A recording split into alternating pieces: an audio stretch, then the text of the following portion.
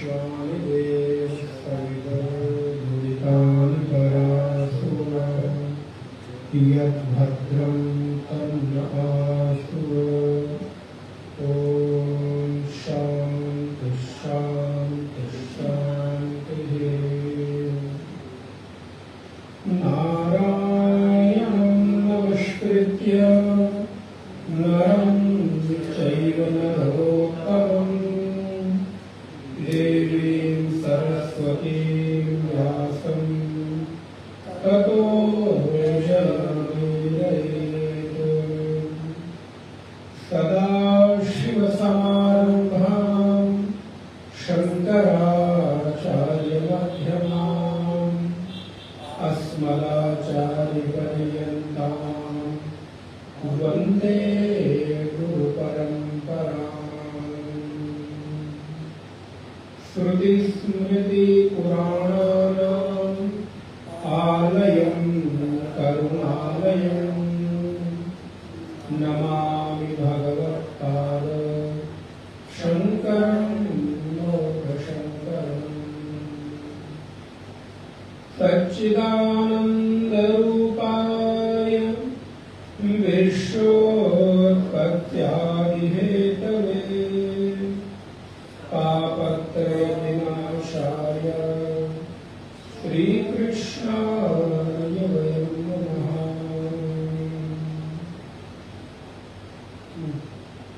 वागर्धाइव सम्पृक्तौ वागर्धप्रतिपत्तये जगतः पितरौ वन्दे पार्वती परमेश्वरौ।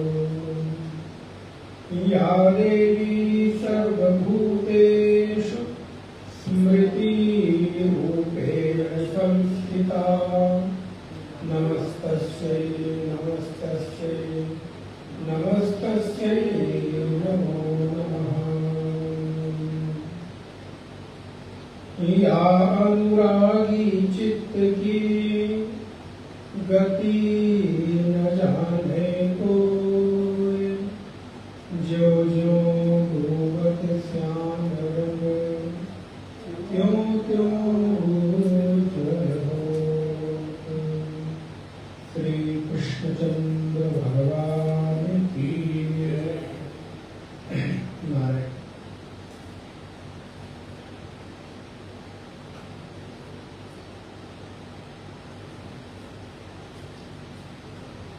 नवम अध्याय के 12वें श्लोक से मार्ग। ओम श्री परमात्मने नमः।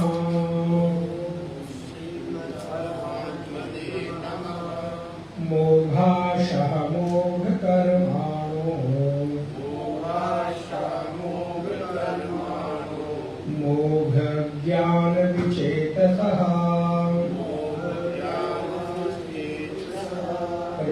राक्षसीमासुरीं चैव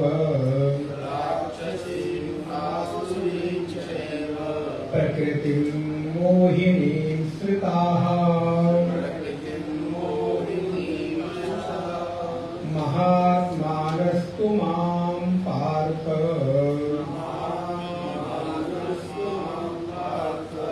महात्मानस्तु मां पार्थ दैवीं प्रकृतिमाश्रिताः भजन्त्यनन्यमनसो ज्ञात्वा भूतादिमव्ययम् सततं कीर्तयन्तो माम् यतन्तश्च दृढव्रताः नमस्यन्तश्च मां भक्त्याः नमस्यन्तश्च मां भक्त्याः नित्ययुक्ताः उपासते ज्ञान यज्ञेन चाप्यन्ने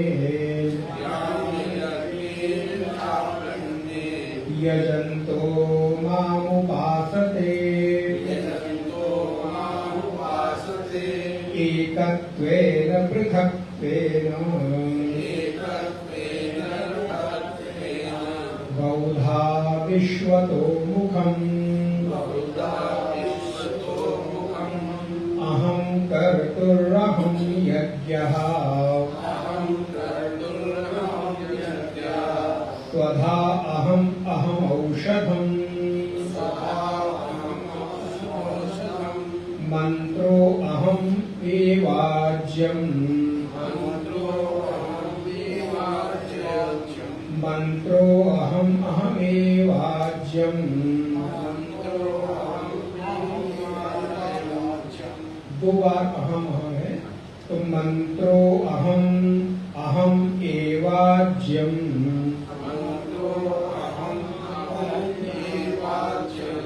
अहम अग्निरहम हुतम्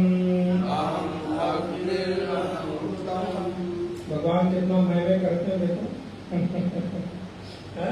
हर जगह क्या कहते हैं अहम मैं लेकिन उन्हीं को शोभा देता है जो समर्थ को नहीं दोष बताइए। पिता अहमस्य जगतो माता धाता पितामहः वेद्यं पवित्रमोङ्कारः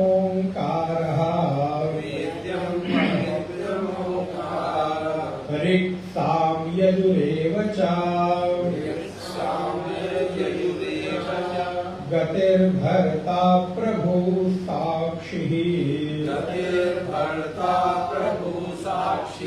निवासः शरणं सुहृद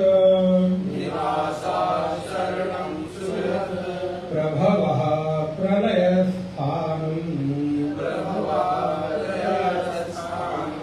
निधानं बीजमव्ययम् तपाम्यहम् अहं वर्षम् निगृह्णामि सृजामि च अमृतं चैव मृत्युश्च सदसच्चाहमर्जुन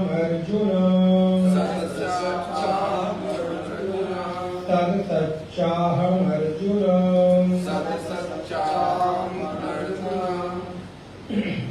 नारायण पूर्व की कक्षा में लोगों ने देखा वासुदेव कृष्ण अर्जुन को उपदेश करते हुए एक बात की ओर संकेत कर रहे हैं, इशारा कर रहे हैं कि जो लोग सतत मेरा कीर्तन करते हैं, श्लोक नंबर 14 तक हम लोगों ने विस्तार से देख लिया था। सततम कीर्तयन्तो माम यतन्तश्च दृढ़व्रताः। तो पिछली कक्षा में दृढ़ता की चर्चा हो रही थी। साधना में दृढ़ता की महती आवश्यकता है और साधना में ही नहीं, किसी भी क्षेत्र में कोई भी व्यक्ति यदि सफल होना चाहता है तो उसको समय देना ही पड़ता है, क्योंकि अध्यात्म कोई चमत्कार की चीज का नाम नहीं, और जहां चमत्कार है वहां अध्यात्म नहीं है। लेकिन कई बार संसार के लोग और प्रेम में उलझी हुई जिसकी बुद्धि है उसको असल में अध्यात्म के नाम पर चमत्कार ही पसंद आता है, या वो चमत्कार को ही अध्यात्म मान लेता है। यदि किसी के पास चमत्कार नहीं है तो वो सन्यासी, वो साधु, वो साधक नहीं है। कई बार ऐसा भी लोग कहीं न कहीं मन के भीतर गए हैं तो सबसे पहले महाराज जी मेरा हाथ देखिए, मेरे हाथ में क्या है। अरे भाई, एक महात्मा ने कहा कोई आया हाथ दिखाने के लिए, महाराज बताओ मेरे हाथ में, तो बोले आपका हाथ तो बहुत सुंदर है। बोले इसके लिए पूछने के लिए थोड़ा आगे तो दुनिया बताती है कि आपका हाथ बहुत सुंदर है, तो हाथ में क्या लिखा है? बोले ये विद्या तो हमने पढ़ी नहीं कि हाथ में क्या लिखा। वहां कुछ आड़ी तिरछी रेखाएं हैं, कोई इधर को जा रही, कोई इधर को जा रही, कोई इधर को जा रही। तो प्रायः लोग साधुओं से अपेक्षा इसी तरह की करते हैं, जिनको अध्यात्म में अभी गति नहीं हुई है, पहुंच नहीं है। लेकिन चमत्कार का नाम अध्यात्म नहीं है। दृढ़ता, जिसके भीतर दृढ़ता नहीं है, जिसके भीतर धैर्य नहीं है, स्थिरता नहीं है, वो अध्यात्म में कभी भी सफल नहीं हो सकता। महर्षि पतंजलि ने साधना में सफलता का एक बड़ा सुंदर सूत्र योग सूत्र में लिखा, पातंजलि योग सूत्र में वो लिखते हैं, सातु दीर्घकालीन नैरंतर्येण सत्कार सेवितो दृढ़ भूमि।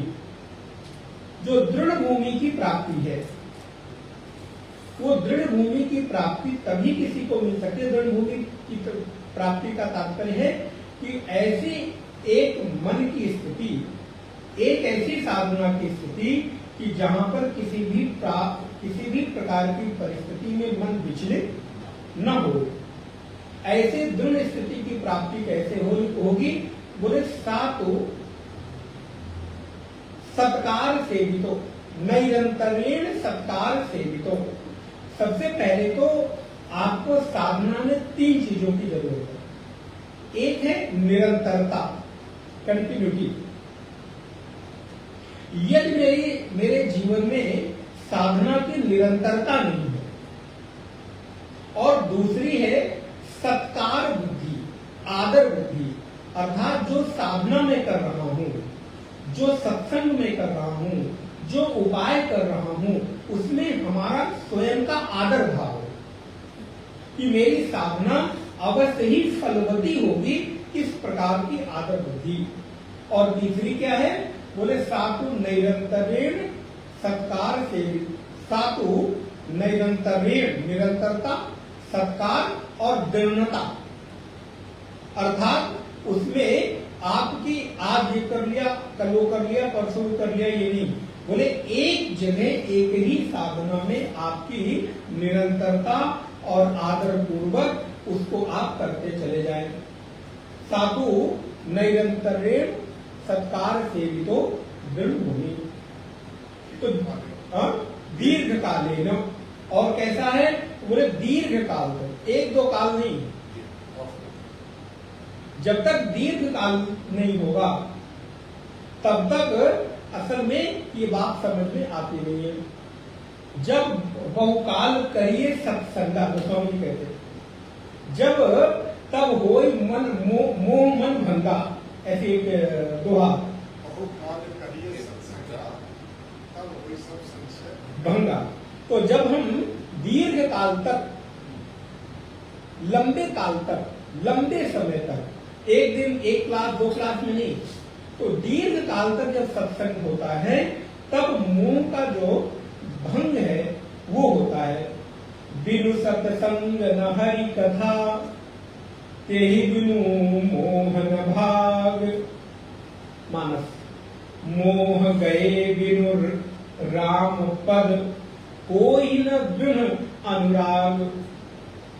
पूरे सर्वप्रथम सत्संग, बिनु सत्संग, बिना सत्संग के क्या होगा? बोले सत्संग जब करेंगे तो मोह का जो आसक्ति है, मोह का भंग होने का तात्पर्य है धीरे धीरे आसक्ति कम होने लगी। सत्संग का प्रभाव अगर आपको देखना है तो अभी याद आ रही, बहुत वर्षों बाद पहले कहीं पढ़ा था अथवा सुना होगा कि कुछ 3-4 चीजें आपके जीवन में घटित होने लगे तो समझिए कि आपको सत्संग में रुचि हो रही, सत्संग का फल घटित हो रहा है। बोले वो क्या है? बोले सबसे पहला तो सत्संग आपको अच्छा लगने लगे, दूसरा संत आपको अच्छे लगने लगे, और तीसरा क्या है? बोले सत्संग अच्छा लगने लगे, संत अच्छे लगने लगे, और अब आपको भक्तों के साथ आनंद आने लगे। अर्थात जो आपका आसपास का दायरा है वो भक्तों के बीच, साधकों के बीच बढ़ने लगे। और चौथी चीज है कि अब आपके जीवन में सत्संग के लिए एक छटपटाहट जगे, उत्कंठा जगे।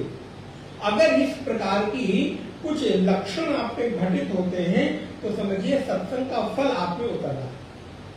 और अगर ये होने लगे कि अब श्रवण हो गया, अब उसकी आवश्यकता नहीं रह गई, संत अच्छे नहीं लग रहे हैं, तो अभी सत्संग दीर्घ काल तक सेवन करने की आवश्यकता है। गोस्वामी जी कहते बिन सत्संग न हरि कथा, बिना सत्संग के हरि की कथा नहीं, और ते बिन मोह न भाग, और बिना भगवान की कथा श्रवण के मोह का भंग नहीं होगा। और मोह गए बिन राम पद, बोले बिना मोह के किसी को राम के पद में, राम के श्री चरणों में अनुराग हो जाए, ऐसा संभव नहीं। और मोह गए बिन राम पद कोई न दृढ़, ये दृढ़ आया। अनुराग, अनुराग तो हो जाएगा, लेकिन अनुराग कैसा हो, बोले दृढ़ अनुराग हो। दृढ़ अनुराग का तात्पर्य है जो कभी छूटने और टूटने वाला अनुराग न हो। आज ये कर लिया, कल वो कर लिया, परसों कर लिया, बोले नहीं। तो इसलिए दृढ़ता पूर्वक, दृढ़ प्रताह, यतनता, जो यत्न हो वो दृढ़ता पूर्वक हो।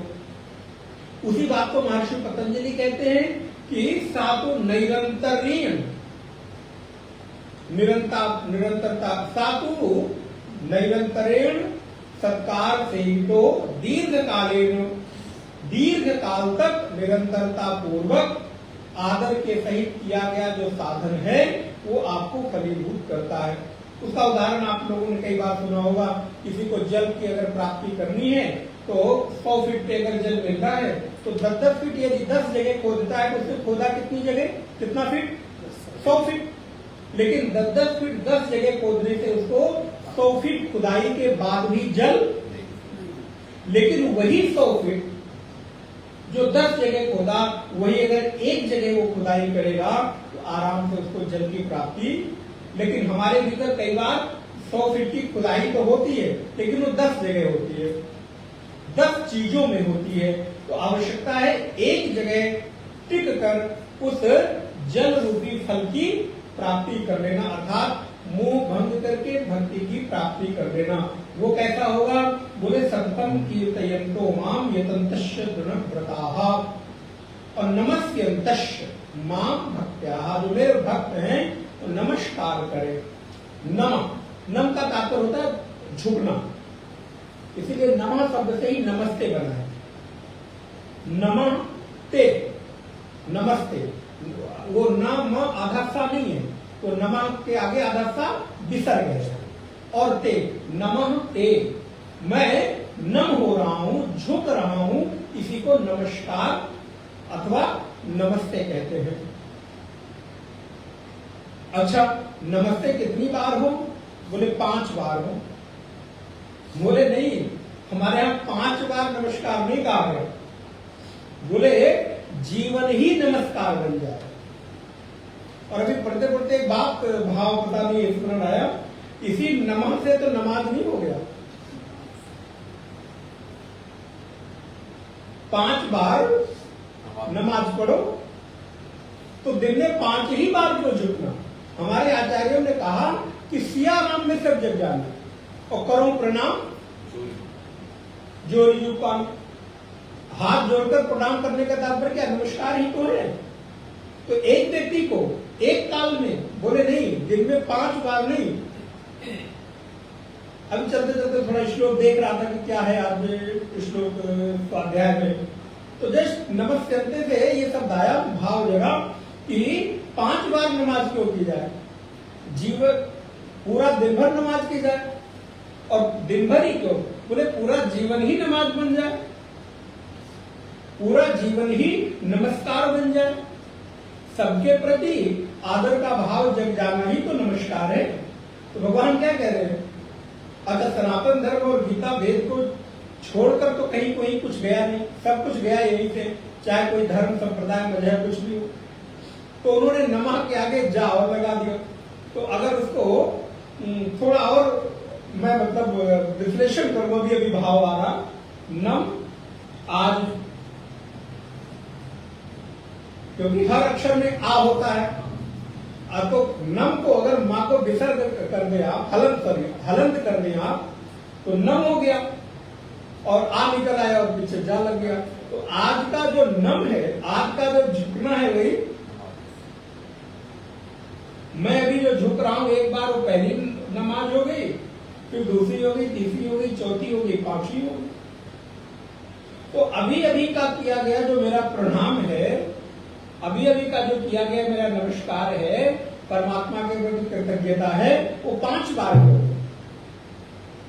और कोई 5 बार करता है तो हमारे ही लोग आक्षेप करते हैं हमारे यहाँ तो कोई व्यवस्था नहीं।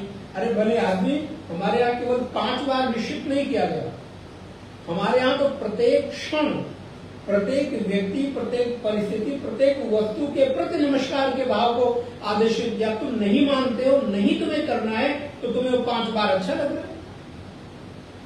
यहां तो कहा गया जहां जहां जिसको देखो उसमें उस चेतना का भाव करो, और जब चेतना का भाव करोगे तो स्वाभाविक रूप से मन झुकी जाएगा, नतमस्तक हो जाएंगे। तो 5 बार नहीं, पूरा जीवन ही नमाज बन जाए, पूरा जीवन ही नमस्कार में बन जाए। तो नमस्ते अभी ऐसे जैसे एक भाव है, उसको प्रवचन में तो आप स्वतंत्र है अपने भावों को रखने के लिए। नमस्ते माम भक्त्या, आज का नमस्कार हम परमात्मा को करते हैं, अभी का नमस्कार हम परमात्मा को करते हैं। और नित्य युक्ता उपासते, और नित्य युक्त होकर, नित्य युक्त होकर का तात्पर्य है कि उसके अतिरिक्त और किसी से युक्त होकर नहीं, बल्कि परमात्मा से युक्त होकर। एक क्षण, एक दिन बोले नहीं, नित्य, रोज, प्रतिक्षण उससे जुड़ाव का अनुभव ही उपासना है। अगर व्रत रहकर, एकादशी का व्रत रहकर भी, मंगल का व्रत रहकर भी, एक द्वादशी का व्रत रहकर, पूर्णिमा अमावस्या का व्रत रहकर भी यदि आप जुड़े नहीं हैं तो वो कोई व्रत, उपासना तो है, उपसमीप उसको अनुभव करना, उपसमीपे, उसके समीपता का अनुभव करना ही उपासना है। इसीलिए तो भोजन करके भी आप व्रती हो सकते हैं और भूखे रहकर भी आप बहुत बड़े खाने वाले हो सकते हैं। मन की भावनाओं पर वो निर्भर करता है। पिछली कक्षा में शायद हमने आपको उदाहरण दिया था, गोपियों को कहा कि घास के अतिरिक्त कुछ न भक्षण किया हो तो यमुना जी पार हो जाओ, हार हो गए। महाराज अभी कुंटल भर लेकर गई, हम लोग बना बना के सब खा गए, सब चट कर गए, महाराज प्रसाद भी नहीं छोड़ा। और कहते क्या घास के अलावा आप तक जीवन में कुछ न खाया हो? बोले मैं खा पाऊंगा, खाने वाला मैं थोड़ा ना हूं। अहम भोजनम नहीं हूं, भोज्यम न भोक्ता, मैं भोजन नहीं हूं, मैं भोक्ता नहीं हूं, भोग करने वाला भोज्य पदार्थ नहीं हूं। तो यदि इस भाव की दृढ़ता है तो वो असल में उपासना है। तो वासुदेव कृष्ण कहते हैं कि नारायण नित्य युक्त होकर, अर्थात सुषुप्ति में भी यदि आप युक्त हैं तो सुषुप्ति में भी आप उससे नहीं छूटेंगे। वो आपके निद्रा के, गहरी निद्रा में भी आप उसी को लेकर सोएंगे और उसी को लेकर जागृत अवस्था में आएंगे। इसलिए वो कभी भी न छूटे, नित्य युक्ता। और इस संसार में हम किससे युक्त हैं? तो बोले हम संसार से युक्त हैं। तो संसार क्या नित्य है? हम आज जिससे युक्त हैं उस युक्त पर विचार करें, क्या वो नित्य है कि अनित्य है? तो यहां युक्त किससे होना है? बोले जो नित्य है। तो यहां नित्य का 2 अर्थ हुआ। सदैव उससे युक्त होना तो है ही, लेकिन उससे युक्त हो जो कभी मिटने वाला। यहां तो सदा युक्त होने से ये भी अर्थ निकलता है ना, हम घर से सदा युक्त है महाराज, तो हम भी नित्य युक्त है। बोले नहीं, उससे नित्य युक्त होइए जो कभी भी बदलने वाला ना हो, जो नित्य रहने वाला हो, तीनों कालों में जिसकी सत्ता में कभी भी परिवर्तन न होता हो, ऐसे नित्य से जो नित्य युक्त है उसको नित्य युक्त कहते हैं, उसको सदा जुड़ा हुआ कहते हैं। तो नारायण यहाँ पर जगत अनित्य है, इसलिए जगत से कोई जुड़ा है तो वो नित्य युक्त नहीं है, बल्कि जो जगदीश्वर से जुड़ा हुआ है वो नित्य युक्त है। इसीलिए गुरु भी हमारे यहाँ नित्य सत्ता है, क्योंकि गुरु तत्व भगवत तत्व में कोई भेद, क्योंकि लेकिन गुरु देह में नहीं, गुरु के ज्ञान में, गुरु के शायद उपनिषद की कक्षा में विचार आया था कि गुरु का तात्पर्य है, गुरु संगति का तात्पर्य है कि गुरु के ज्ञान का मेरे में ट्रांसफॉर्मेशन हो जाए, हमारे में बदलाव हो जाए। गुरु का जो ज्ञान है वो मुझ में उतर आए, उसी को गुरु संग कहते हैं। साथ रहकर भी कई बार हम बहुत दूर होते हैं, वो कहते हैं ना दिया तले, तो कई बार आप देखेंगे निकटस्थ रहने वाले लोग भी उस ज्ञान से वंचित हो जाते हैं और बहुत दूर रहकर भी। उदाहरण एकलव्य, बहुत सुंदर, मैं चाह रहा था यही उदाहरण है। एकलव्य को देखिए, और इतनी एकात्मकता हो गई, इतनी एकता हो गई कि अंततोगत्वा गुरु को ही अपने द्वारा पढ़ाए गए शिष्य अर्जुन से आगे ये न निकल जाए तो बदले में अंगूठा मांगना पड़ा। और एकलव्य ने सहर्ष हंसते हंसते, गुरुदेव मैंने आपकी मूर्ति से इतना बड़ा ज्ञान पाया है तो गुरुदक्षिणा तो बनती है, क्या चाहिए? अंगूठा चाहिए। और धनुष बाण में अंगूठे के बिना कोई निशाना लग नहीं सकता, सहज दान कर दिया। तो नित्य युक्त अर्थात गुरु के उस ज्ञान से, गुरु के उस विचार से दूर रहकर भी हम लाभान्वित हो सकते हैं, और कई बार दिया तले अंधेरे की भी स्थिति हो जाती है। इसलिए भगवान कहते हैं नित्य युक्ता उपासते। अर्जुन, नित्य युक्त होकर जो उपासना करते हैं, ऐसी उपासना करने वाले में कौन कौन लोग हैं? तो बोले कई तरह के लोग हैं। ज्ञान योगेन चाप्यग्नि यजंतो माम उपासते एकत्वेन पृथक्त्वेन बौधा विश्वतो मुखम। कहते हैं कि ज्ञान यज्ञेन चाप्यग्नि, अन्य लोग, इसको अगर अन्वय करें तो चा अन्य, और जो अन्य लोग हैं वो ज्ञान यज्ञ के द्वारा, और दूसरे कौन से लोग? बोले यजंतो मां उपासते, मेरी उपासना करते हैं। तो यहां पर उपासना के प्रकार बता रहे हैं। इस संसार में बहुत तरह के आपको भक्त मिल जाएंगे, उपासक मिल जाएंगे, हैं उसी पद के सारे पति, लेकिन कोई कोई लोग महाराज बस मुझे इसके अतिरिक्त तो कुछ नहीं चाहिए। अर्थात अगर मैंने प्राइमरी की क्लास में एडमिशन ले लिया है तो बस वहीं रह जाना है। गुरुदेव ने जप से पकड़ा दिया कि एक माला जप करो, बस महाराज अब जिंदगी भर एक माला के आगे तो बढ़ना ही नहीं है, और केवल माला करना। मेरे गुरुदेव ने कहा है माला जप करो, उसी से उद्धार हो जाएगा।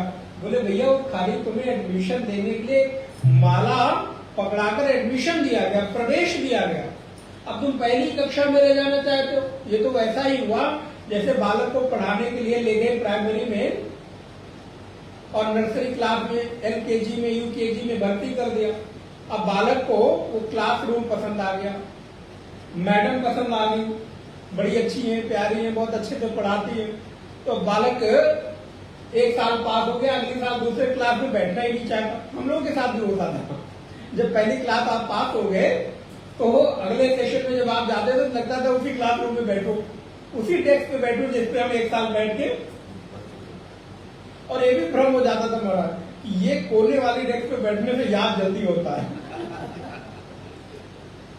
इसी कोने पे बैठेंगे तो पढ़ाई में मन महाराज इसके लिए झगड़ा हो जाता था, यहाँ मैं बैठता हूँ और कई बार उस पे नाम लिख दिया और कुछ कुछ कर दिया, या उस पे बैठने के लिए आधे घंटे पहले पहुंच गए कि इस पर कोई बैठ न जाए।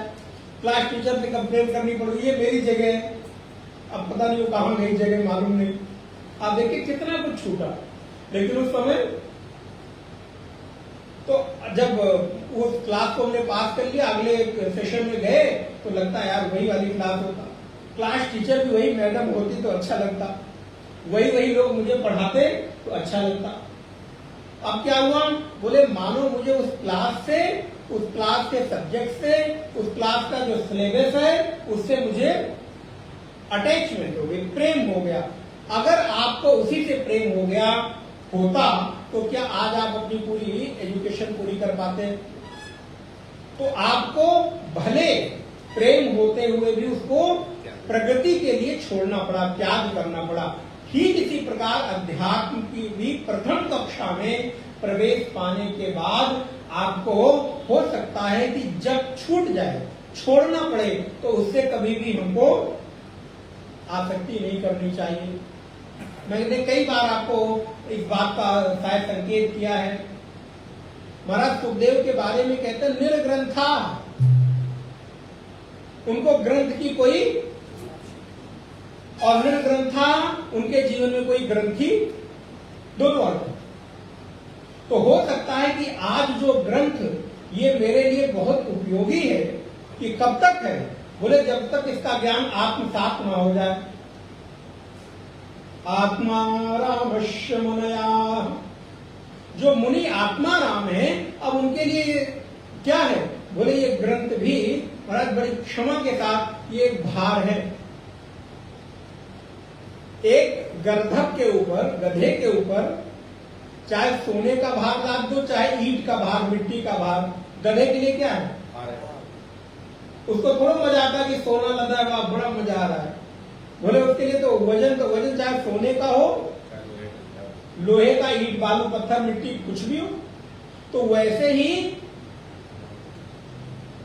अब आप उसको समझ सकते हैं, भार तो भार ही है, चाहे वो संसार के भार को अभी तक ढो रहे थे, बस अंतर इतना आ गया कि वो भार मोरन मिट्टी बालू का था, और ये भार जरा सोने चांदी का लगता है, जिससे थोड़ा प्रेम आसक्ति, कहीं गिर न जाए, कहीं टपक न जाए। लेकिन है असल में ये भी कब तक? बोले बस इससे भी सार को गहले, सार को गही रहे, थोथा दे उड़ाए, साधु ऐसा चाहिए जैसा सूप सुभाए। सूप की तरह साधु माने साधक को होना चाहिए। सार को ग्रहण कर लो। और बोले महाराज अब नमस्कार है, उसी तरह जैसे पहली कक्षा छोड़कर दूसरी से 5वीं 8वीं 10वीं, फिर बोर्ड, फिर 12th, फिर ग्रेजुएशन, पीजी करने के बाद अब वो पीजी की किताबें कहाँ हैं? बोले महाराज पता नहीं, मत लाओ, सामने हो गया, उसकी जरूरत, क्योंकि आपने उससे जिस दिन परीक्षा उत्तीर्ण कर लेते हैं उस कक्षा की किताबों से आपको कोई अटैचमेंट हो जाता है। अब वो अलमारी में किसी कोने में रखिए, इसको दूसरी कक्षा वाला मांगने आएगा, आप शहर से दे देते हैं, ले जाओ, क्योंकि अभी मेरे मतलब का।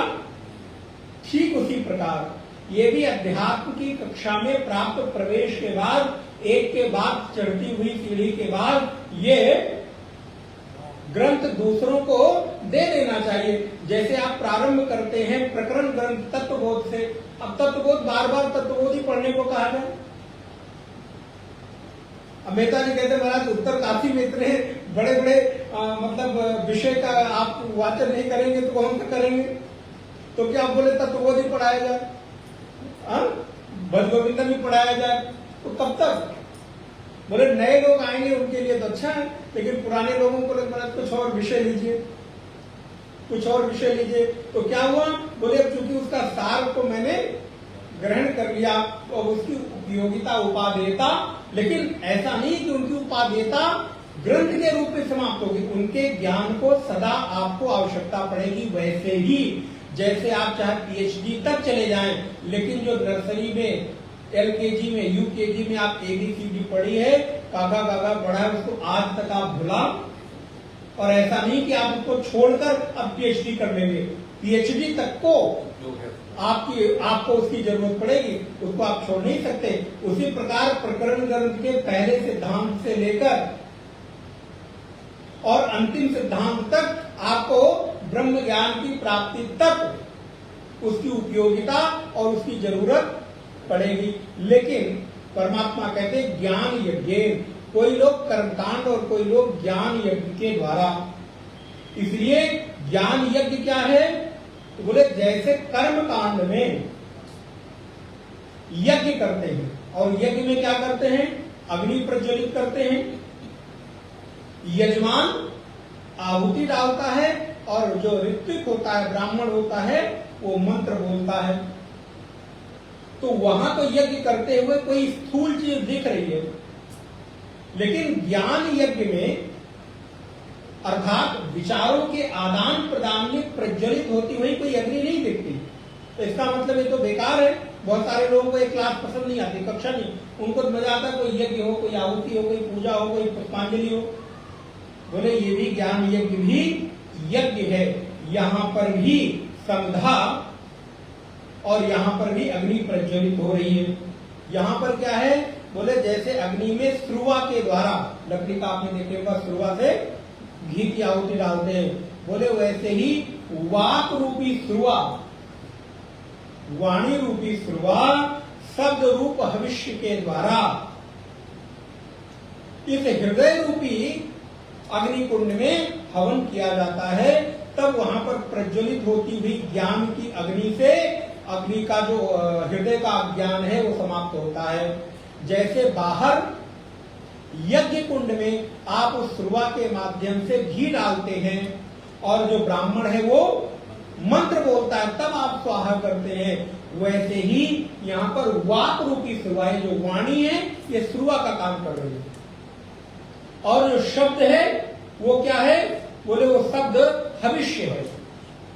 ये शब्द आपके भविष्य जा रहा है कुंड में, और वो कुंड क्या है? बोले आपका हृदय ही अग्नि कुंड है। वहां पर प्रज्वलित क्या हो रहा है? बोले वाणी से गया हुआ जो शब्द रूप भविष्य है, उससे आपके भीतर विचार रूपी अग्नि प्रकाश प्रज्वलित हो रही है। तभी भगवान कहते हैं ज्ञानाग्नि सर्व कर्माणि भस्मसात् कुरुते अर्जुन यथैधान से समिद्धोग्नि। जैसे अग्नि सभी को भस्म कर देती है, वैसे ही ज्ञान रूपी अग्नि भी हृदय की आसक्ति को भस्म करके वहां पर प्रकाश प्रज्वलित कर देती है। तो भगवान कहते हैं ज्ञान यज्ञेन चाप्यग्ने। अब यहाँ पर थोड़ा सा मुझे स्मरण भागवत जी का हो रहा है। भागवत जी में आपने श्रवण किया होगा, एक कथा आती है जिस समय वृंदावन की भूमि पे भक्ति आई तो थी वृद्ध होकर, लेकिन वहां पर तरुणी हो गई, युवा हो गई, और उसके जो बेटे थे ज्ञान और वैराग्य, वो बूढ़े हो गए। अब बोलो महाराज, कोई माँ युवा हो, जवान हो, और उसके बेटे, कितनी दयनीय स्थिति होगी।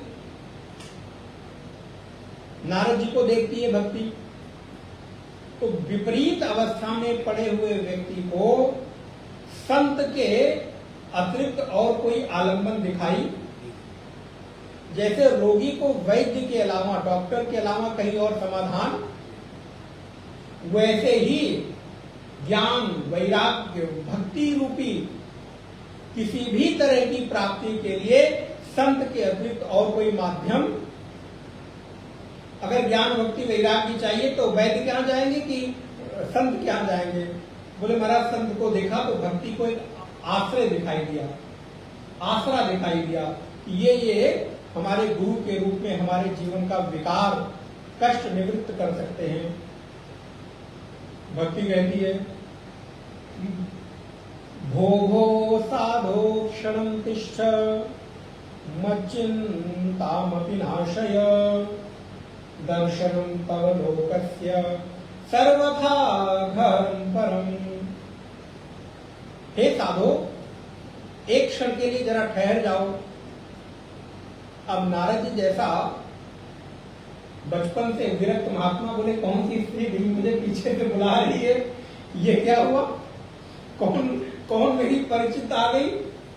एक क्षण पीछे जब देखा, अच्छा अच्छा क्या बात है देवी बताओ, दूर से ही बताना निकट बताना। भगवान मेरे जीवन में बड़ा दुख है। क्या हुआ? सारी कथा बताई आपको मालूम है। मैं यहाँ पैदा हुई, हाँ दक्षिण में पैदा हुई, गुजरात आते आते थोड़ी और बूढ़ी होने लगी। क्वचिन क्वचिन महाराष्ट्र गुर्जरे जीर्णताम गता, गुजरात प्रदेश में आकर जीर्ण हो गई, लेकिन पुनः वृंदावन प्राप्य जब वृंदावन आई तो तरुणी के रूप में विवाह हो गई। लेकिन और एक काम उल्टा हो गया। बोले क्या? बोले मेरे बगल में पड़े हुए जो दोनों बेटे ज्ञान वैराग्य भक्ति सुतौ तौ तरुणौ गृहीत्वा प्रेमैक रूपा सहसा विरासी। कि मेरे पुत्र ज्ञान वैराग्य बूढ़े हो गए, अब इनका समाधान खोजो। भगवान देवर्षि नारद ने गीता का पाठ किया, वेदांत का पाठ किया, नाना प्रकार के उपाय किए। थोड़ी मूर्छा जगती, फिर मूर्छित हो जाते। तब उन्होंने उपाय खोजना प्रारंभ किया। तब नारायण घूमते घूमते सनत कुमारों ने उनको क्या कहा? आकाशवाणी हुई कि जाकर तुम ज्ञान यज्ञ करो। भागवत जी में जब आप पढ़ेंगे तो वहां पर स्पष्ट शब्द आया कि तुम जाकर ज्ञान यज्ञ करो। तो असल में ज्ञान यज्ञ का तात्पर्य क्या हुआ? बोले ज्ञान यज्ञ का तात्पर्य है कि जाकर भक्ति के भीतर परमात्मा के वैराग्य का, ज्ञान का, भक्ति का प्रचार करो और उसके भीतर उस भाव की पुष्टि हो जाए। तो ज्ञान यज्ञ शब्द भागवत में इस श्रृंखला में आया, इस हेतु आया कि जहां पर परस्पर एक दूसरे के विचारों का आदान प्रदान हो, ऐसे सत्र को ज्ञान यज्ञ कहते हैं। जहां पर विचारों के आदान प्रदान की श्रृंखला आयोजित हो, ऐसे सत्र को, ऐसे बैठक को ज्ञान यज्ञ कहते हैं। भगवान कहते हैं ज्ञान यज्ञेन चा अभी अन्य लोग मेरा ज्ञान यज्ञ के द्वारा यजन करते हैं। और दूसरे बोले दूसरे यजंतो मां उपासते एकत्वेन पृथक्त्वेन। इसलिए यहां पर जो अग्नि प्रज्वलित है वो बाहर की अग्नि नहीं है, भीतर की अग्नि है। ये बाहर कुछ बदलता हुआ नहीं दिखाई देगा, लेकिन हाँ अगर आपने दीर्घ काल तक ज्ञान यज्ञ का श्रवण किया है तो भीतर जरूर कुछ बदलता हुआ आपको अनुभव महसूस जरूर होगा। लेकिन हाँ कहां पर? बोले जहां पर यथार्थ में शास्त्रों का आदान प्रदान किया जा रहा हो। एकत्वेन पृथक्त्वेन बहुधा विश्वतो मुखम।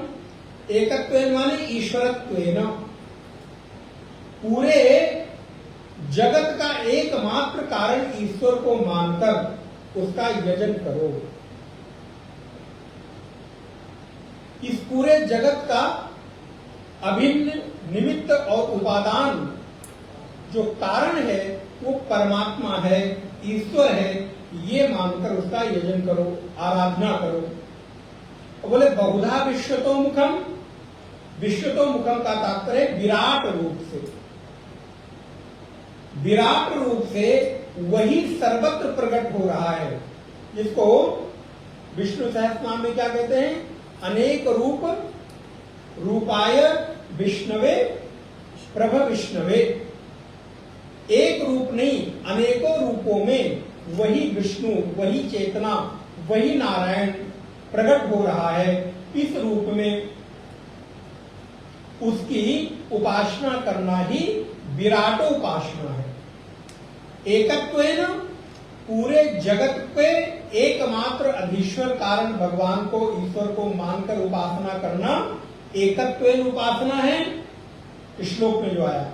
और पृथक्त्वेन अर्थात हर रूप में, पृथक पृथक रूप में वही अभिव्यक्त हो रहा है, ऐसा मानकर उसकी आराधना करना, विराट रूप में उसकी आराधना करना पृथक्त्वेन उपासना है। बहुधा विश्वतो मुखम, सर्वत्र जो विश्व का एकमात्र अधीश्वर है, विराट है, वही वहां पर प्रकट हो रहा है, नदियों के रूप में, पहाड़ों के रूप में, झरनों के रूप में, और इस सूर्य चंद्र तारों के रूप में, नक्षत्रों के रूप में, सर्वत्र उसी की अभिव्यक्ति ये मानकर विराट रूप की उपासना करते हैं। तो यहाँ पर तात्पर्य क्या है? कोई लोग ज्ञान यज्ञ के द्वारा एकमात्र ईश्वर की एकत्वेन उपासना करते हैं, और कुछ लोग पृथक पृथक विराट रूप में उपासना करते हैं। जो पूजा करने वाले, हवन करने वाले, कर्मकांड में, मीमांसा में रुचि रखने वाले लोग हैं, वो लोग विराट रूप की उपासना, वृंदावन में बिहारी जी हैं इतना मानेंगे, लेकिन लखनऊ में है ये नहीं मानेंगे। तो इस प्रकार, और प्रारंभ में होता है, लेकिन अगर वही विराट रूप प्रत्येक कण में व्याप्त है। एक दृष्टांत आपको बहुत पूर्व में आपको सुनाया होगा। एक बार एक महात्मा उपदेश कर रहे थे, तो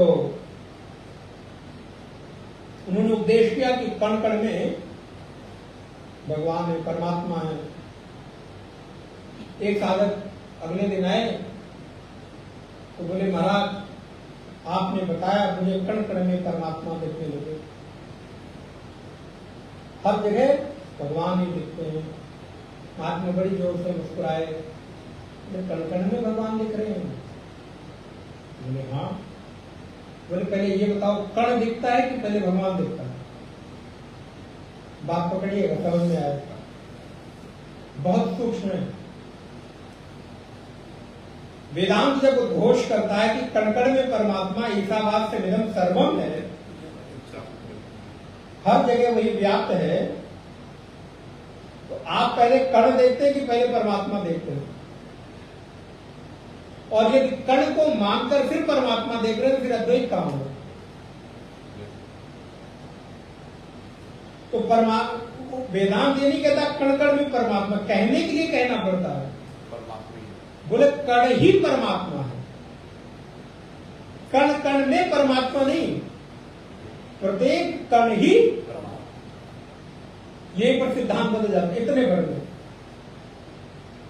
क्योंकि अगर कण कण में परमात्मा दिखा, इसका मतलब द्वैत की सत्ता से दूरी, पहले कण दिखा, फिर उस कण की सत्ता को मैंने स्वीकार किया, माना, फिर उस कण में ईश्वर के होने को हमने आरोपित किया कि हाँ इस कण में भगवान है, फिर तो दो हुआ ना। इसलिए कण कण में परमात्मा नहीं, कण ही परमात्मा है। वैसे ही जैसे कि मान के चलिए कि आपके जीवन में कोई व्यक्ति लगता है कि अब बलवान है, ज्ञानवान है, विद्यावान है, तो बल और विद्या, ज्ञान व्यक्ति में है कि बल और विद्या और ज्ञान उस व्यक्ति के अतिरिक्त है? अर्थात जो व्यक्ति है उसी में बल है, बल और व्यक्ति दो नहीं हो सकते। अगर बल और व्यक्ति दो होंगे तो बल बिना अपने बलवान के टिक नहीं सकता, समझिएगा। बल को टिकने के लिए ज्ञान को, मैं कहता हूं कि आप बड़े ज्ञानवान हैं, तो ज्ञान और ज्ञानवान ये दोनों दो हुआ कि एक ही हुआ? बलवान, बल की अलग से कोई सत्ता, जब तक कि मैं नहीं हूं तब तक मेरे में बल हो ही नहीं सकता। बुद्धिमान, विद्यावान, ज्ञानवान, मेधावान इत्यादि, प्रज्ञावान, तो वो दोनों एक दूसरे के बिना नहीं, ये प्रज्ञा ही प्रज्ञावान के रूप में अभिव्यक्त हो रही है। क्योंकि प्रज्ञा को अभिव्यक्त होने के लिए, ज्ञान को अभिव्यक्त होने के लिए कोई मीडियम चाहिए, कोई माध्यम चाहिए। इसलिए अगर कहा जाता है कि कण कण में परमात्मा है, तो उस समय कण अलग और परमात्मा को अलग करके नहीं कहा जा रहा, बस उस कण को मीडियम चाहिए आपको बताने के लिए। बल्कि वेदांत का तो सिद्धांत ये है कि कण ही, बोले पहले निर्णय ले लो कि तुम्हें कण दिख रहा है कि, पकड़ में आई बात? तो ये सूक्ष्मता वेदांत की है। तो इसी प्रकार कहते हैं कि एकत्वेन पृथक्त्वेन, कोई लोग एकत्व में देखते हैं और कोई लोग अलग अलग, यहां तो है वहां नहीं है। अब तथाकथित बड़े बुद्धिमान जो हैं निर्गुण निराकार की उपासना करने वाले तो निर्गुण की उपासना करते हुए कण कण में भगवान को मानेंगे, लेकिन मूर्ति में भगवान को नहीं मानेंगे। अब ये कौन सा आपका ज्ञान हुआ? जब आप कहते हो कि वो परमात्मा हर जगह है, तो क्या मूर्ति उस हर जगह से अलग हो गई? इसीलिए तो आदि गुरु शंकराचार्य के सिद्धांत को लोग नहीं समझ पाएगा। एक तरफ कहते हो कि तुम निर्गुण निराकार की उपासना, अद्वैत की उपासना, अद्वैत के ज्ञान का प्रचार करते हो, सिद्धांत का प्रतिपादन करते हो, और दूसरी ओर तुम कनेक्ट धारा का पाठ करते हो, दूसरी ओर शिव महीम स्तोत्र का पाठ करते हो, दूसरी ओर पंचायतन पूजा का और शिवलिंग के अभिषेक का पूजन का क्रम विधान करते हो। तो या तो अद्वैत, तो बोले जब हम अद्वैत कह रहे हैं कि कण कण में है, तो उसमें है, हमें ऐसा कैसे न मान लें? उसको भी मान लेने में क्या हमें हर्जा हो रहा है? क्योंकि वो कण से अतिरिक्त थोड़ा ना है। हमने तो खाली उसको एक माध्यम बना लिया, क्योंकि व्यक्ति को श्रद्धा का केंद्र कोई ना कोई चाहिए। आप किसके सामने झुकेंगे? इस बुद्धि को झुकने के लिए कोई उत्कृष्ट चाहिए। हो सकता है कि मुझ में कोई कमी दिख जाए, मुझ में कोई विकार दिख जाए, तो आपकी श्रद्धा मुझ में ना हो, लेकिन वहां पर मूर्ति में उत्कृष्टता की भावना होने के कारण वहां पर कोई आपको विकार नहीं दिखेगा, तो आपकी श्रद्धा कभी कम नहीं होगी। वहां पर निरंतर श्रद्धा उत्कृष्ट होती रहेगी, बनी रहेगी। लेकिन व्यक्ति में हो सकता है कि कोई ना कोई कमी। अरे राम और कृष्ण में लोगों ने दोष तय किया, तो मनुष्य जीवन में दोष दिख जाए कोई बड़ा आश्चर्य नहीं, चाहे कोई गुरु हो, चाहे कोई परमात्मा के रूप में ही क्यों ना आ जाए। राम में दोष खोज लिया, कृष्ण में दोष खोज लिया, तो ये तो हाड़ मास का शरीर है। तो इसलिए आचार्यों ने एक हमारी श्रद्धा के अभिव्यक्ति का केंद्र बना दिया। पीतांबरधारी कृष्ण है, बागंबरधारी शिव है, अमुक अमुक रूप में परमात्मा का एक हमारी श्रद्धा को अभिव्यक्ति का केंद्र बनाने के लिए। इसलिए जो जगत में है वो उसमें भी है। तो परमात्मा कहते हैं एकत्वेन पृथक्त्वेन बहुधा विश्वतो मुखम, और मैं ही कौन हूं। अब ये उपासना का भाव चल रहा है। जो लोग विराट की उपासना कर रहे हैं उनको कहां कहां परमात्मा के स्वरूप का दर्शन होता है। क्यों? क्योंकि अब अगला 10वां और 11वां अध्याय क्या आने वाला है? विराट और विश्व रूप का दर्शन भगवान कराएंगे। और यहां पर एक तरह से भूमिका बना रहे हैं। अहम क्रतु, दो प्रकार के यज्ञ होते हैं, एक है विकृति यज्ञ और एक है प्रकृति यज्ञ।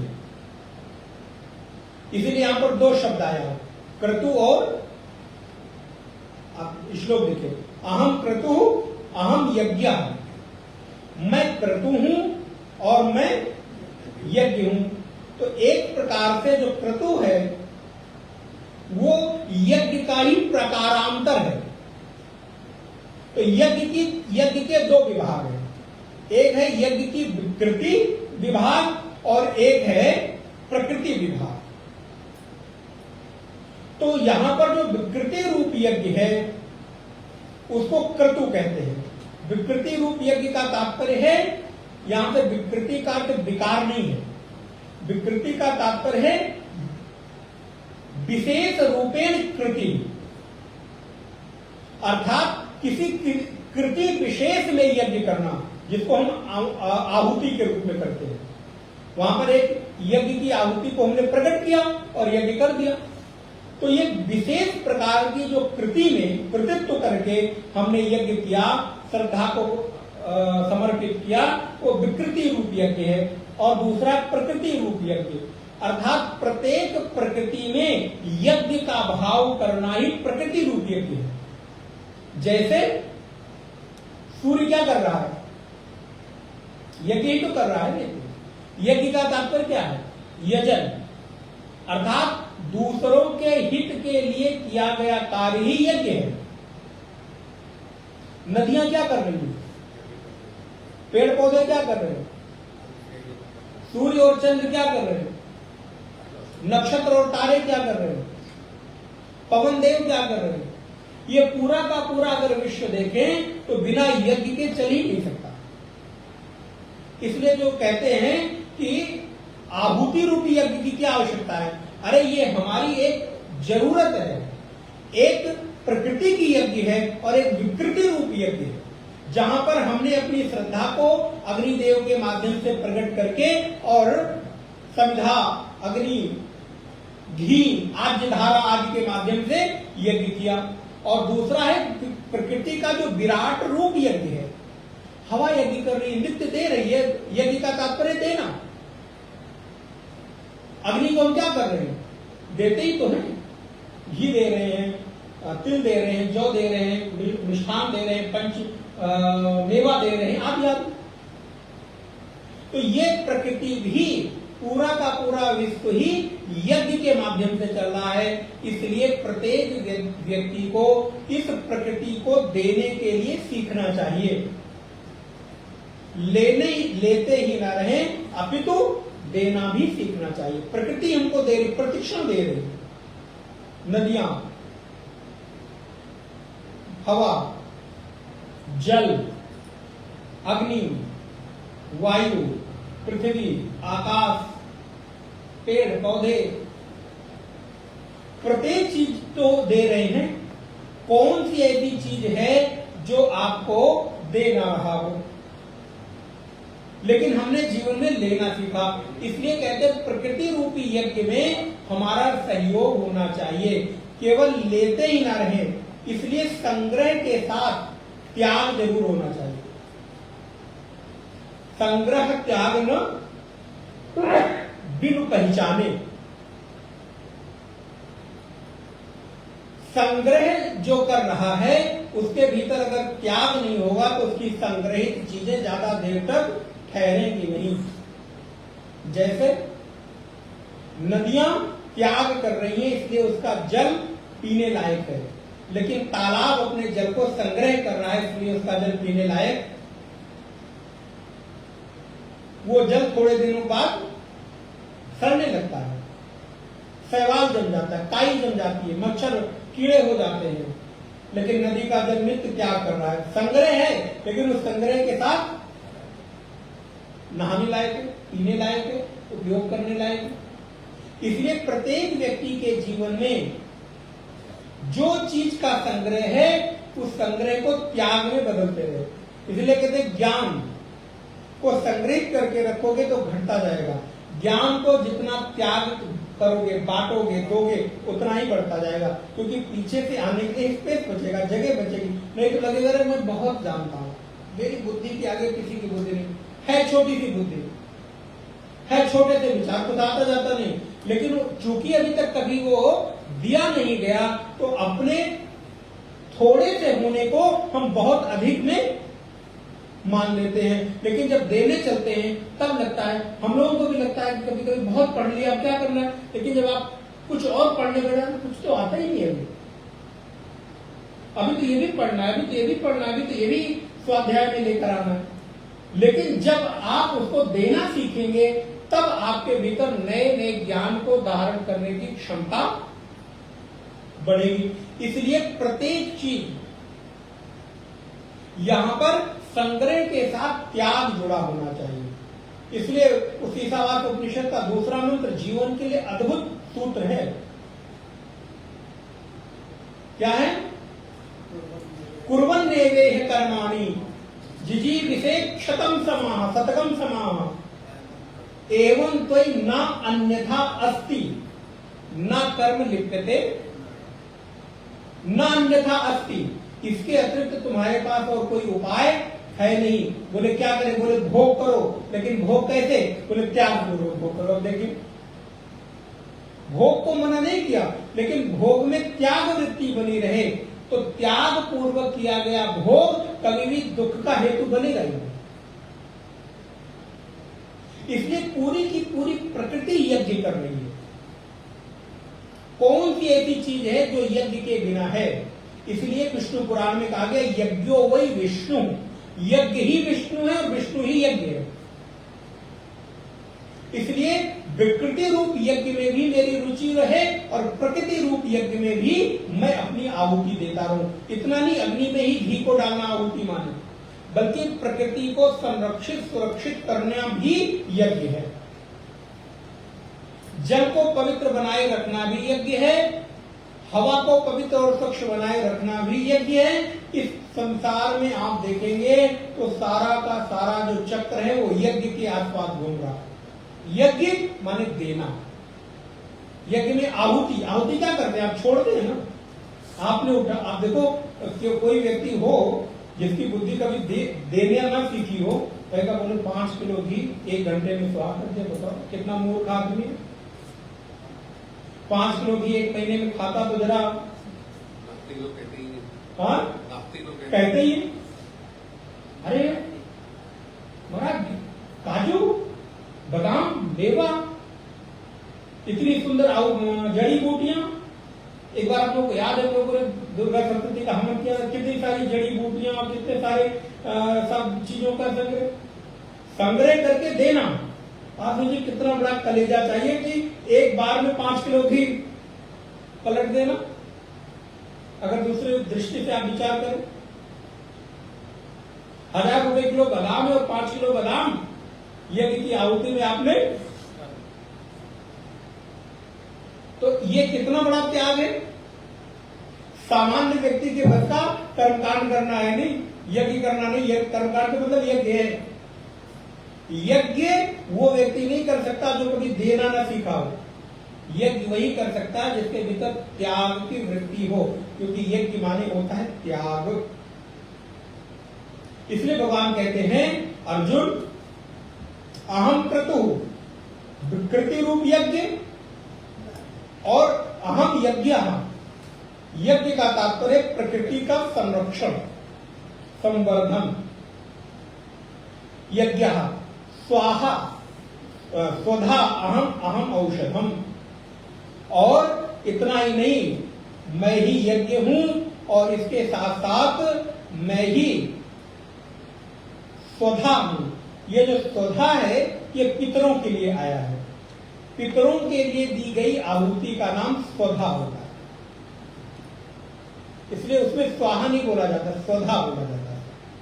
स्वाहा अलग, देवताओं के लिए किया जाने वाला आहुति स्वाहा बोलते हैं। इंद्राय नमम इदम, इंद्राय नमम, इंद्राय स्वाहा, प्रजापतये स्वाहा, अग्नये स्वाहा इत्यादि। तो अहम स्वधा पितरों के निमित्त जो किया जा रहा है उसको स्वधा किया कहता है, कहा जाता है। वो भी मैं ही हूं और मैं ही देवताओं के लिए की गई आहुति भी मैं ही हूं। और बोले अहम औषधम। औषधम का तात्पर्य है यज्ञ में प्रयोग की जाने वाली सामग्री को औषधि कहते हैं। औषधि का अर्थ होता है जो दोषों का अपनयन करके गुणों का आधान करे, उसे औषधि कहते हैं। इसीलिए भागवत जी का जब प्रारंभ हुआ तो वहां पर महर्षि शौनकादि ने सूत जी से क्या कहा कि मुझे एक ऐसी रसायन का पान कराओ जिसको पीने से हमारे सारे अज्ञान का अज्ञान ध्वांत विध्वंसः कोटि सूर्य समप्रभा सूताख्यायी कथा सारम मम कर्ण रसायनम। आयुर्वेद में औषधि को रसायन भी, औषधि का एक रूप रसायन भी होता है। तो एक ऐसी औषधि रूप रसायन का पान कराओ जो मुख से नहीं कान से अंदर जाती हो और हृदय के रोग का समाप्त करती हो। तो शरीर के रोग तो मुख से खाई गई औषधि का अपनयन करते हैं, उसको दूर करते हैं, लेकिन मन के रोग की औषधि है कर्ण रंध्र। कर्ण रूपी मुख से जो औषधि अंदर प्रवेश करती है वो हृदय और मन के रोगों का निदान करती है, नाश करती है। तो मुझे औषधि समझो, अर्जुन को कहते हैं कृष्ण। तो औषधि दोषान धत्ते गुणान, औषधि का अर्थ है औषधि दोषान, दोष का को सोख ले, और धत्ते गुणान, और गुणों को धारण करा दे, गुणों को हमारे भीतर संग्रहित कर दे, उसको कहते हैं औषधि। तो हमारे दोषों का अपनयन करके गुणों का आधान करे, वो औषधि है। और अर्जुन, मैं ही यज्ञों में दी जाने वाली औषधि हूं। और मंत्रो अहम, मैं ही मंत्र हूं। यज्ञ में जो ब्राह्मण लोग ये मंत्र बोलते हैं वो भी मैं ही हूं। और अहम एव आज्ञा, मंत्र के साथ साथ मैं ही उस मंत्र के माध्यम से जो आहुति प्रदान की जाती है, ऐसी आज्य भी मैं हूं। आज्य का मतलब होता है घी आदि की जो सामग्री होती है। तो इस प्रकार भगवान कहते हैं कि मैं ही हूं। बोले अच्छा, अग्नि कौन है? बोले अहम अग्नि ही, मैं ही अग्नि हूं। और अहम हुतम, मैं ही उस अग्नि में डाली जाने वाली जो आहुति है वो भी मैं ही हूं। तो अग्नि, अग्नि में की जाने वाली क्रिया, आहुति, मंत्र और घी आज्य आदि मैं ही हूं। इस प्रकार जो लोग देने के कार्य को करते हैं, इसलिए हमारी संस्कृति का एक बहुत बड़ा सूत्र है अर्पण की संस्कृति। अर्पण, तर्पण और समर्पण। अर्पण ईश्वर के प्रति, तर्पण पितरों के प्रति, और समर्पण जीवन के प्रति आपका जो समर्पण है। ये हमारी संस्कृति के 3 विशेष गुण हैं, सूत्र हैं। हमारे जीवन में अर्पण का भी भाव हो, पितरों के प्रति तर्पण का भी भाव हो, कृतज्ञता का भाव हो और समर्पण का भाव हो। जिसने मुझे इतना सुंदर जीवन दिया है उस जीवन के प्रति, उस जीवन दाता के प्रति समर्पण का भाव हो। इस भाव की संस्कृति को ही सनातन संस्कृति कहते हैं। इसलिए सनातन संस्कृति कृतज्ञता की संस्कृति है।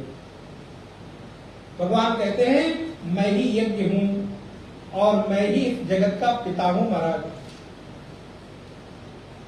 कहते हैं ना, पिता अहमस्य जगतो माता धाता पितामह, पिता मैं ही हूं, माता मैं हूं, पितामह मैं भी मैं ही हूं। तुम्हारा बाप मैं हूं, बाप का बाप मैं हूं, बाप के बाप का बाप मैं हूं। बोले महाराज बस भूल रहा है। बोले नहीं, एक और ले लो, बाप के बाप के बाप के बाप का बाप कौन हूं? बोले मैं ही हूं। शिव जी की शादी हो रही थी, विवाह हो रहा था, पिता, उनके पिता शिव जी कहते हैं 2-3 का तो नाम बता दिया, किस किसका नाम बताऊं? तो ब्रह्मा है, ब्रह्मा के विष्णु है, तो विष्णु के पिता बोले मैं हूं। बोले तो कह रहे थे कि आप इनके बेटे हैं। बोले क्या करें, नहीं समझ पा रहे हो तो एकमात्र मैं ही हूं। तो कहने के लिए 2 का नाम ले लिया, आप समझ लो। अब नहीं समझते हो तो बाप के बाप के बाप के बाप के बाप का बाप का बाप, जितने पीछे जाना चाहो। बोले इसलिए पिता भी मैं ही हूं, पितामह भी मैं ही हूं, प्रपितामह भी मैं ही हूं। परमात्मा ही हमारे जीवन के एकमात्र पिता हैं। तो पिता अहमस्य जगता, अहम जगतस्य पिता, मैं इस जगत का पिता हूं और मैं ही इस जगत की माता हूं, क्योंकि मैं ही पैदा करता हूं। धाता का तात्पर्य होता पैदा करने वाला, धात्री। और पितामह, मैं ही दादा, परदादा, परदादा के परदादा, बोले सब मैं ही हूं। वेद्यम पवित्रम ओंकारम, ओंकारो, मैं ही पवित्र ओंकार हूं। और ऋग साम यजुरेव चा, मैं ही चारों वेद हूं। ऋग, यजुर, साम और अथर्ववेद मैं ही हूं। अर्थात विधाता मैं ही हूं इस संसार का। धाता के अर्थ विधाता भी ले सकते हैं। इस जगत के प्रत्येक क्षण की रचना मेरे द्वारा की गई। कोई भी क्षण ऐसा नहीं है कोई भी परिस्थिति ऐसी नहीं है जो मेरे के सामने से गुजरकर न जाती हो। तो भगवान कहते हैं कि इस जगत का बाप भी मैं हूं, मां भी मैं हूं और विधाता भी मैं ही हूं। और ओंकार रूप जो इस सृष्टि का प्रथम नाद है, इस संसार में जो पहली ध्वनि हुई वो दो ध्वनि हुई, ओम और अथ। ओंकार अथ शब्दस्य कंठम भित्वा पुनर्यातौ। ब्रह्मा जी के कंठ का भेदन करके सबसे पहली जो संसार में शब्द की उत्पत्ति हुई, नाद की उत्पत्ति हुई, वो है अथ और ओम। इसलिए किसी भी शुभ कर्म के पूर्व या तो ओम या तो अथ। अथ प्रथमोध्यायः, अथ द्वितीयोध्यायः इत्यादि, और या तो ओम। तो किसी भी चीज के पूर्व अथ और ओम लगाने से इस संसार की प्रथम ध्वनि का संकेत प्राप्त हो जाता है।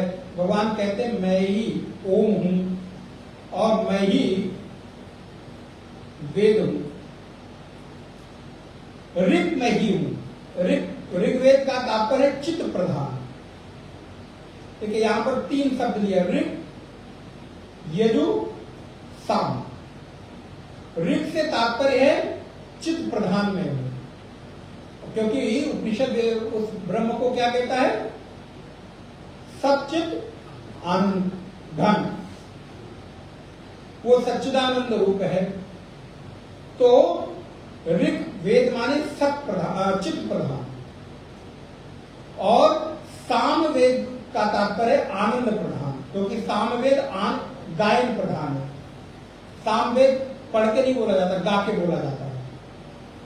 तो चित्त प्रधान ऋग्वेद में हूं, आनंद प्रधान सामवेद में हूं, और यजु अर्थात कर्म प्रधान यजुर्वेद में हूं। इसलिए प्रायः जो कर्मकांड के यजुर्वेद कर्मकांड के मंत्र हैं वो यजुर्वेद में प्राप्त होते हैं, संगीता आदि जिसे कहते हैं। तो कर्म प्रधान और चैतन्य प्रधान और आनंद प्रधान अर्थात सत, चित्त और आनंद, वो ऋग, यजुर्वेद और साम के रूप में मैं ही हूं। मेरे अतिरिक्त और कोई यहां पर नहीं है। इसीलिए जब आप पुरुषूक्त पढ़ेंगे तो वहां क्या आता है? तस्मात् यज्ञात् सर्वभूतः ऋचयः सामानि जग्निरे छंदा गुंस जग्निरे तस्मात् यदु तस्मात् अजायत। मैं ही ऋग, यजुर्वेद, वेदों का जो प्रतिनिधित्व है वो मेरे से ही होता है। परमात्मा कहते हैं गतिर्भर्ता प्रभु साक्षी निवासा शरणम सुहृद प्रभवा प्रलय स्थानम निधानम बीज अव्ययम। इस संसार की प्रत्येक जो परिस्थितियां हैं उसका एकमात्र विधाता यदि कोई है तो वो मैं ही हूं। अर्थात संसार के प्रत्येक कण में प्रत्येक कण ही उस चेतना से पूरित है। ये दृष्टि मुझे मिल जाए। आनंद रहित सकल रस भोगी बिनु वाणी बक्ता बड़ जोगी।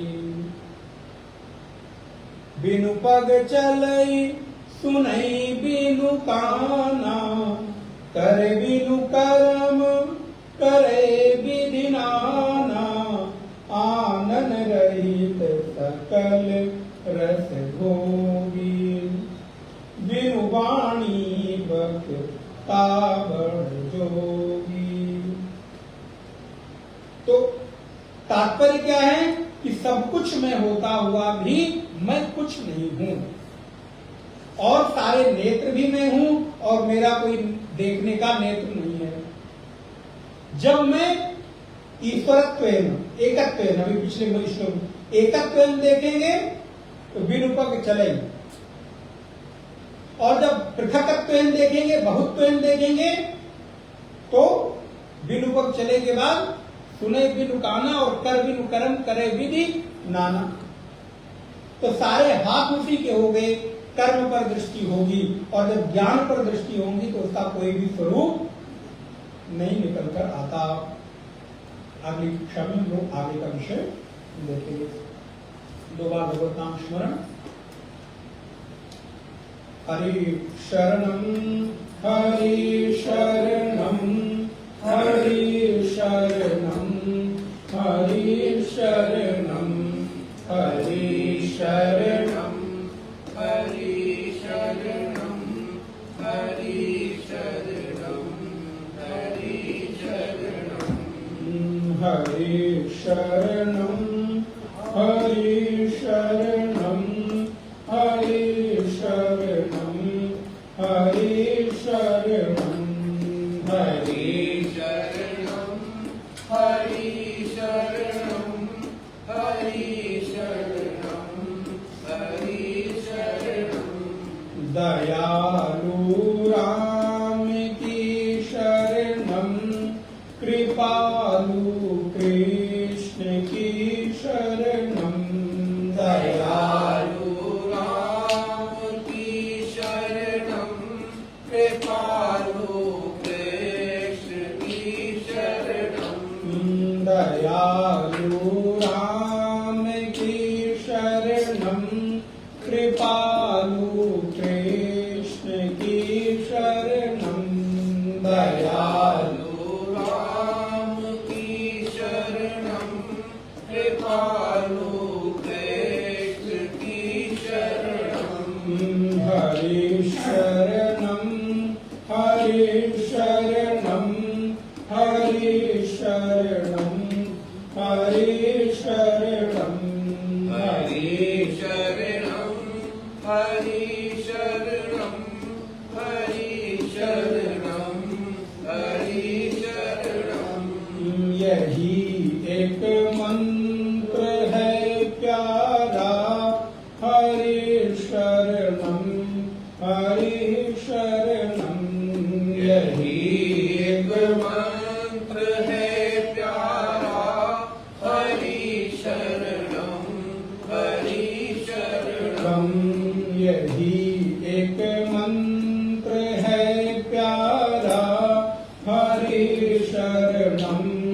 हरि शरणम यही एक मंत्र है प्यारा हरि शरणम हरि शरणम हरि शरणम हरि शरणम हरि शरणम हरि शरणम हरि शरणम हरि शरणम हरि शरणम हरि शरणम हरि शरणम हरि शरणम हरि शरणम हरि शरणम हरि शरणम हरि शरणम हरि शरणम हरि शरणम। बोले सच्चिदानंद भगवान की श्री कृष्णचंद्र भगवान की गीता माता की सद्गुरुदेव भगवान की पार्वती पतये हर हर महादेव। ओम पूर्णमद पूर्णमिदं पूर्णात् पूर्णमुदच्यते पूर्णस्य पूर्णमादाय पूर्णमेवावशिष्यते। ओम शांति शांति शांति। हरि ओम श्री गुरुभ्यो नमः। हरि ओम। रविवार सुबह 9 से 10 उपनिषद कक्षा आरती।